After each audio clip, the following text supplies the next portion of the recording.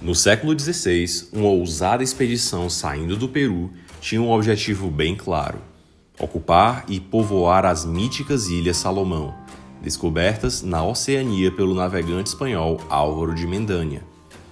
Essa grande aventura, que atravessaria praticamente todo o Pacífico para formar um assentamento nessas lendárias ilhas, no entanto, terminou capitaneada e dirigida por uma mulher, Isabel Barreto de Castro.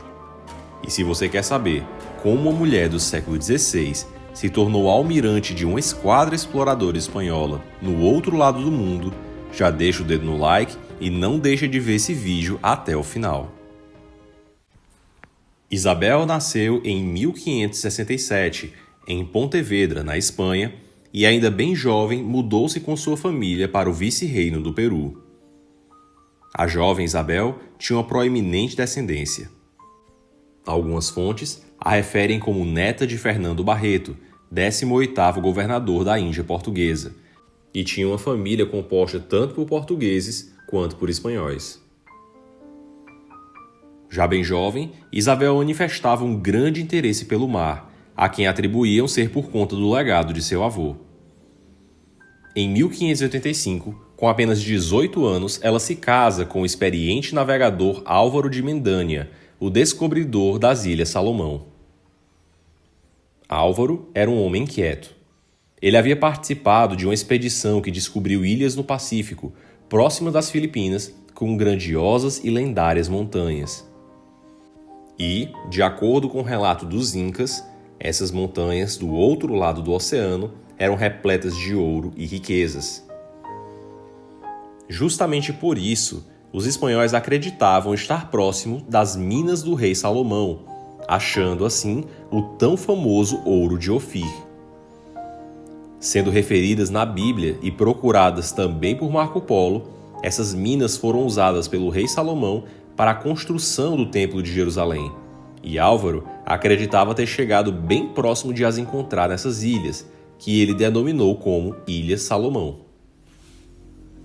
No entanto, como navegaram muito até chegar lá, os espanhóis não conseguiram montar um assentamento naquelas ilhas. E, ao regressar de novo para o Novo Mundo, Mendanha estava praticamente falido. Na América do Sul, ele tentava há quase 30 anos convencer os vice-reis a financiarem uma aventura em que ele pudesse regressar a essas ilhas partindo do Peru. Mesmo tendo a permissão do rei para ir às ilhas, ele não tinha o dinheiro suficiente para isso. E por isso, implorava aos vice-reis para que acreditassem em seu sucesso caso viajasse novamente. Mas ele não conseguiu nenhum financiamento. Isso porque era uma viagem muito perigosa. Atravessar o Pacífico hoje em dia já é algo que dá muito medo, pois muitas vezes não se tem qualquer ponto de parada. E naquela época, então, fazer isso em barcos de madeira era um risco ainda maior. Para piorar a situação, Mendanha não apresentou qualquer prova de que aquelas terras pudessem ser realmente viáveis economicamente, a ponto de justificar uma expedição. E com isso, a sua primeira expedição, mesmo tendo descoberto novas ilhas, foi considerada um fracasso. Desse modo, nenhum vice-rei do Peru queria se arriscar a financiar uma aventura na imensidão do Pacífico. Mas, após o seu casamento com Isabel, isso mudaria. A jovem Isabel, que tinha o sangue navegador português nas veias, fez questão de dar todo o seu dote de casamento a fim de comprar um navio com o marido, que eles batizaram como Santa Isabel. Além disso, a jovem conseguiu convencer vários comerciantes no Peru e o próprio vice-rei Garcia Hurtado de Mendonça e Manrique a financiar o restante da expedição. O tato diplomático e a determinação de Isabel foram a chave para que a empreitada tivesse início. No entanto, a jovem impôs uma condição à viagem do marido: a de que, se ele fosse mesmo para o outro lado do mundo em uma aventura, ela iria junto. Desse modo, o plano apresentado ao vice-rei envolvia a ida de uma expedição de homens, mulheres e crianças para desenvolver um assentamento permanente nas Ilhas Salomão, para não apenas buscar ouro, mas também formar uma base estratégica de onde se poderia socorrer as Filipinas caso elas sofressem uma agressão por parte de piratas ingleses, holandeses ou até mesmo de japoneses, e assim evitar que os piratas estabelecessem uma base de onde pudessem atacar até mesmo a costa americana. Desse modo, 378 pessoas, entre militares, comerciantes, mulheres e crianças, se jogaram em navios no Pacífico para estabelecer um assentamento permanente nas proximidades das lendárias minas do rei Salomão, capitaneadas por Mendanha. No entanto, conforme os dias passavam, as coisas não iam bem entre a tripulação. Os espanhóis já tinham conhecimento da grandiosidade do Pacífico. No entanto, naturalmente, nem todos eram experientes soldados e marinheiros. E com isso, ao longo da extenuante viagem, começaram a surgir insatisfações, tentativas de montins e algumas mortes. Após meses no mar, a expedição de Mendanha descobriu ilhas que hoje são conhecidas como as Polinésias Francesas, dando ao local o nome de Ilhas Marquesas, em homenagem ao marquês e vice-rei do Peru, Garcia Hurtado de Mendonça, que financiou parte da viagem. Após aportar brevemente e reclamar o território para a coroa espanhola, Mendanha seguiu viagem rumo às Ilhas Salomão. O navegante ansiava por conseguir na ilha muito ouro, a ponto de o tornar rico e para sempre conhecido. Mas ele acaba por contrair malária e segue o restante da viagem bastante doente. Após meses navegando, os navegantes finalmente avistam terra. A partir dos seus navios, eles presenciam a erupção do grande vulcão Tinacula, que aterrorizou a todos. E, de madrugada, o galeão Santa Isabel se perde da frota, com toda a sua tripulação. Até que, pouco tempo depois, todos chegam à ilha de Santa Cruz, nas Ilhas Salomão. Os espanhóis tinham finalmente chegado ao seu destino, sendo bem recebido pelos nativos do local. Mendanha, assim, ordena que se construísse uma igreja e um assentamento. No entanto, uma parte da tripulação fica decepcionada com o que encontram. Apesar de terem chegado nas Ilhas Salomão, os navegantes, por um erro de cálculo, desembarcaram na ilha de Santa Cruz e não na ilha São Cristóvão, que era, afinal, a ilha com as montanhas que lembravam as famosas minas do rei Salomão. E assim, começam a reclamar para irem a outra ilha o quanto antes, o que é recusado por Mendanha. Para ele, dado que os nativos daquela ilha foram amigáveis, mais valia a pena construir um assentamento ali primeiro, para depois fazer outro em São Cristóvão. Mas, para esses marinheiros e comerciantes, gastar uma fortuna, sair do Peru, navegar meses e meses ao sol, quase morrendo, para encontrar apenas mato e índios iguais aos que eles já tinham lá no Peru, definitivamente não teria valido a pena. Eles tinham saído do Peru com a promessa de ficarem ricos, de verem montanhas de ouro, e eles estavam determinados a ficarem ricos a todo custo.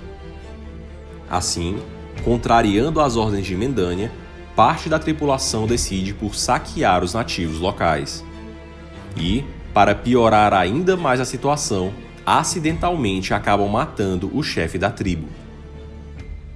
A situação era desesperadora. Isabel estava com o marido morrendo por malária e agora com os índios locais se virando contra os espanhóis após os rebeldes literalmente estragarem os planos de um assentamento. Desse modo, seu marido, já quase morrendo, nomeou sua esposa governadora das terras e o seu irmão, Lourenço Barreto, como o novo almirante da expedição. Mendanha tinha uma certidão do próprio rei que o permitia nomear quem quisesse, e era do seu desejo que Lourenço tocasse a navegação, ao passo que Isabel, extremamente proativa e esperta, governasse com sabedoria aquelas terras. Já sem forças e auxiliado por sua esposa, Mendanha faz justiça e executa os líderes do movimento rebelde que assediaram os nativos e, pouco tempo depois, morre. Mas, isso não é o suficiente para aplacar a ira dos índios, que já se organizavam para atacar os assentamentos. Assim, todos têm de entrar no barco e fugir imediatamente para as Filipinas.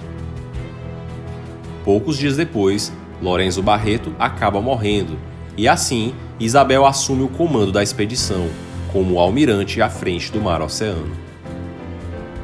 Isso, naturalmente, levantava muitas rivalidades e questionamentos. O falecido Mendanha ter deixado a própria mulher como almirante da expedição, ao invés de um experimentado guerreiro, levantava uma grande satisfação por parte dos navegantes e, em especial, do cronista português Pedro Fernandes de Queiroz, que dirigia uma das embarcações. Os relatos de Queiroz mostram um lado controlador e tirânico daquela que comandava a expedição. Relata o cronista, por exemplo, que Isabel concentrava consigo todas as comidas e bebidas do navio e que, em um episódio, mesmo com poucas provisões e pouca água, a almirante quis usar parte dela para lavar suas roupas e de que ela mandou enforcar marinheiros que contestaram suas ordens. Narra Queiroz que, certa vez, Isabel mandou enforcar o tripulante que desembarcou para pegar alguns cocos e frutas, ignorando suas instruções de não abandonar o navio. Isabel só voltou atrás da decisão depois que as súplicas dos marinheiros ameaçaram se transformar em um motim. Além disso, enquanto a tripulação padecia de fome e sede, ela desfilava pelo navio com seus colares de pérolas e rendas intocavelmente limpas. Mas, hoje em dia, esses relatos são contestados, uma vez que é sabido que Queiroz odiava Isabel. Assim, muitos historiadores tendem a relativizar seus relatos, referindo seu ódio pessoal por Isabel e que ela tinha muitos inimigos. Afinal, nas Ilhas Salomão, foram mortos apenas os líderes do movimento que assaltou os índios, mas muitos ainda estavam ali no navio com ela. O comando de sua navegação foi realmente tenso, piorado ainda pela situação de penúria que passavam os tripulantes, após atravessar todo o Pacífico, se exporem a doenças e índios e serem expulsos às pressas da ilha que tentaram firmar um assentamento. Até que, finalmente, a tripulação chega nas Filipinas. Lá, já seguros em solo espanhol, Isabel cumpre 1 ano de luto pelo marido e, só depois, se casa novamente com Dom Fernando de Castro, sobrinho do governador de Manila. Depois, ela parte em uma nova viagem para o Pacífico até Acapulco, no México, onde vai assumir uma encomenda deixada por seu falecido marido no Novo Mundo, até, finalmente, regressar ao Peru, onde seu marido foi nomeado como governador. Isabel foi uma grande mulher.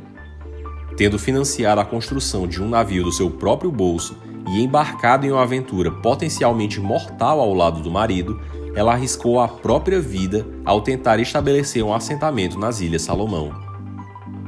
Queiroz, após a viagem, solicitou ao rei a permissão de explorar a região do Pacífico em busca de mais e mais ilhas. O português não se contentava com apenas aqueles achados e acreditava em um porto seguro na navegação do Pacífico, que somente não havia sido achado ainda. Assim, Queiroz começa a buscar o que chamou de Terra Austral, ou Austrália do Espírito Santo, tendo descoberto o que hoje é Vanuatu, onde fundou uma colônia chamada Nova Jerusalém, que precisou ser depois abandonada por conta da hostilidade dos nativos. Isabel, por sua vez, lutou pelos direitos de exploração das Ilhas Salomão, mas sem sucesso. Mesmo após a aventura quase mortal, ela ainda queria assentar e dominar as ilhas deixadas pelo ex-marido. Mas o rei deu a outros exploradores considerados mais capazes a missão de explorá-las. E essa é a curiosa história de Isabel Barreto de Castro, a primeira mulher a ser almirante dos mares. E você, já conhecia essa história?